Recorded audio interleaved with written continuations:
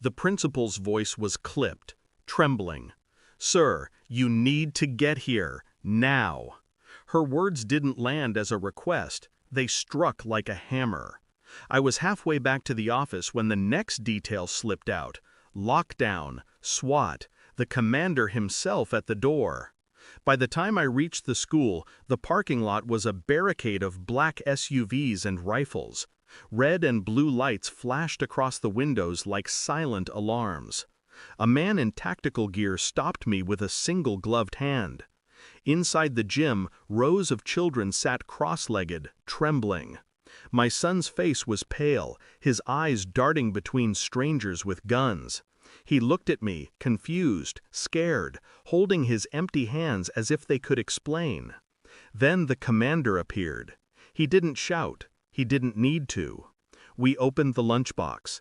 He held it up like a verdict. "You need to see what your wife packed for your son." He flipped the lid, and the room narrowed to a pinpoint of white noise.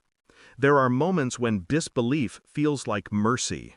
For 3 seconds I tried to find some innocent explanation. A mistake, a prank, a misplaced science experiment. But the object inside the lunchbox wasn't a mistake. It was precision. It was planned. A wrapped package, wired, discreet. The kind of thing that only explodes if someone meant it to. I couldn't speak. My throat locked around something heavier than air. The commander's eyes were steady. "Who packed this?" "My wife," I said. My own voice sounded foreign. I had married her because she made chaos feel like spontaneity. She laughed too loud at my seriousness. She told me once she loved how predictable I was. Now I understood why. They led my son out first, to another room, away from the device. I stood there staring at the thing that could have erased him, my boy, his classmates, 100 futures, in an instant. A single question burned. Why? They took the package, dismantled it. I gave a statement that sounded like someone else's script, outwardly calm, inwardly dissecting every moment of the last 6 months.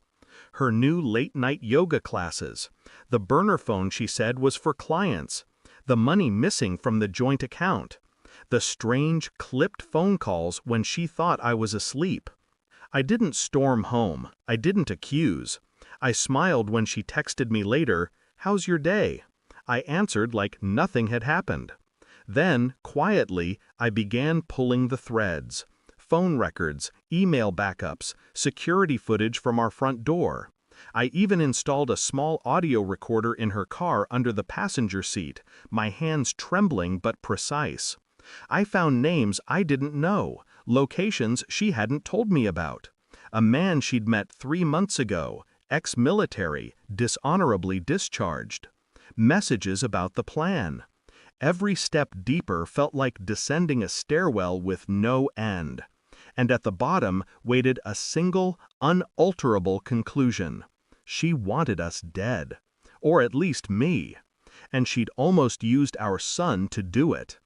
The evidence arrived as a folder, heavy with paper and screenshots. The investigator I hired didn't know what he'd handed me, but I did.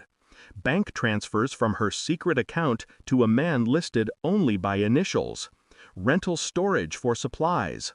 Searches about timing devices and non-metallic casings. When I confronted her, I didn't yell. I placed the folder on the kitchen island like a gift. She opened it. Her hands trembled once, then stopped. She tried to smile. "This isn't what it looks like." I said nothing. Silence is an X-ray. It shows the fractures. Her face cracked first. Anger, then panic, then something like pleading. She tried to touch my arm. I moved back just enough to let her feel the distance. Her mouth kept moving. But she saw in my eyes that I already knew everything. Revenge doesn't need fire. It needs ice. I waited until the police had the rest of the evidence, until the digital trail led straight from her hand to the package in that lunchbox. until every false alibi she'd built collapsed under the weight of timestamps and signatures. Then I called her to meet me at the park, our old neutral ground. She came, still believing she could manipulate me back into silence. I handed her the warrant. Not a paper with my name, one with hers. She read it, eyes widening, realizing she'd walked straight into a trap. "I loved you," she whispered. I almost laughed. "Loved," I said, "doesn't fit what you packed for him."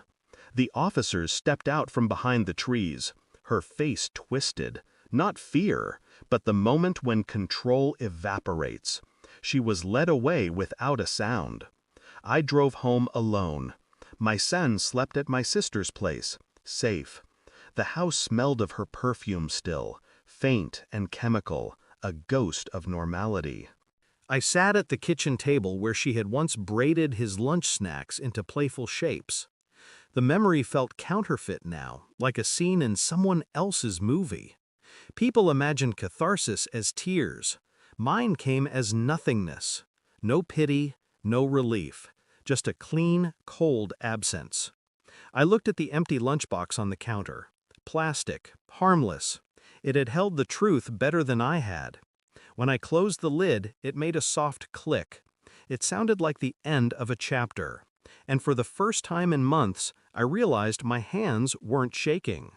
I didn't feel victorious, I felt vacant, like a man who'd finally learned the difference between trust and sleepwalking. Thanks for watching. Don't forget to like, share, and comment. Subscribe now to Cheating Stories Insight World for more amazing stories.